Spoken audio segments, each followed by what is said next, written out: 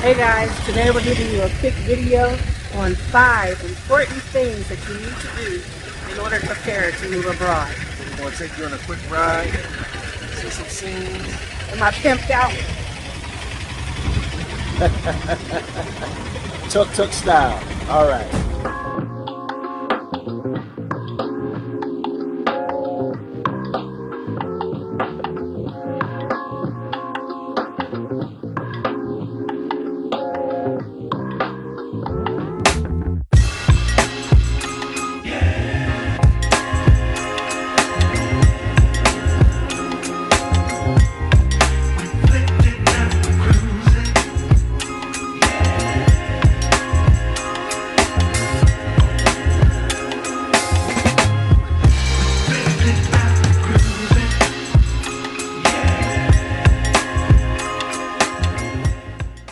Okay, so let's go ahead and get right on in it.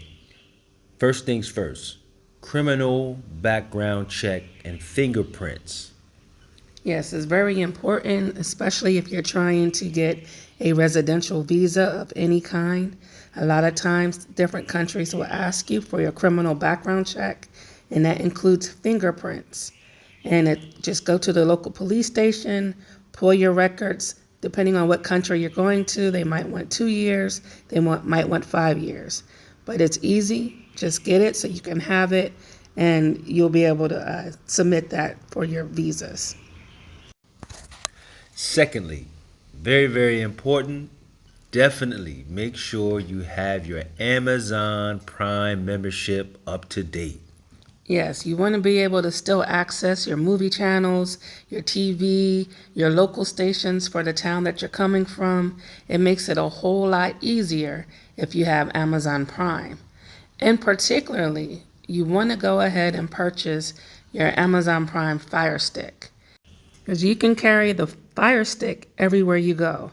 We use them in hotel rooms, Airbnbs, and you can have it throughout your house, wherever you are and whatever country you're in. But with that, you want to make sure that you also purchase. You got to purchase your VPN. VPN is very, very important to have. Yes, and if we particularly use the NordVPN, you just do a yearly subscription, and it allows you access to your bank account, especially if you're using a mobile app. Government agencies, for those that are retired, you need to log on to your platform. You're going to need a VPN. And a lot of times, even your money transfer systems like CASHAPP, it will not work if you do not have your VPN.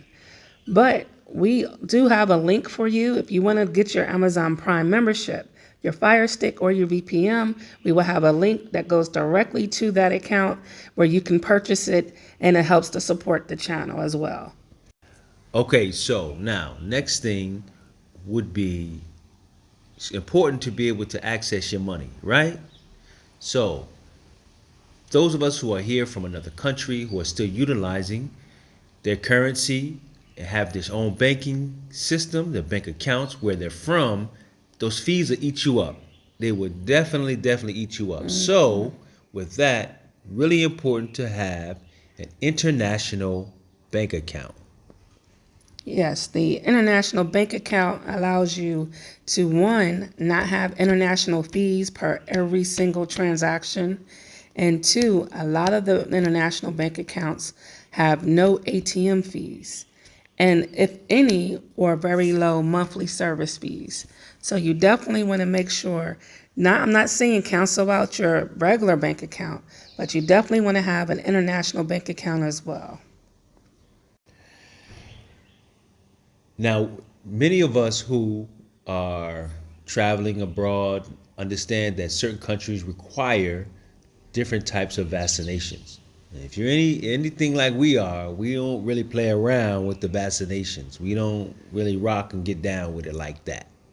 At any rate, it's important to be able to understand and know what are the policies about vaccinations. Yes, so most East African countries, or African countries in general, will request or have it on their advisory board to have certain vaccinations. That doesn't mean it's mandated. So in East Africa, A lot of countries ask that you have the yellow fever shot. If you don't, it's okay. Doesn't mean you can't come in. They just ask for it. But in West Africa, you have to have certain vaccinations or you're not allowed to come into the country at all. So you want to be very clear, not just look on the advisory board. You have to find what is mandated from the country. And also, if you plan to travel to different multiple countries, you need to know if you go from one country to the next, that country might require you to have a vaccination because you just came from another country. Most places from the US, if you're leaving the US to go to a particular country, most of those countries don't require vaccinations. If you're not coming from a country that has high level of malaria, high levels of yellow fever, then most likely you do not have to have that vaccination in order to visit that country. So you want to do your research. If you are no-go on vaccinations, then you definitely don't want to choose a country that requires you to have them. So thank you very much for going on this ride with us through town. Hopefully these points will help you in your travel experience, whether as a tourist or resident. And please don't forget, subscribe, like, share, and drop us a few lines in the comment. Peace and blessings.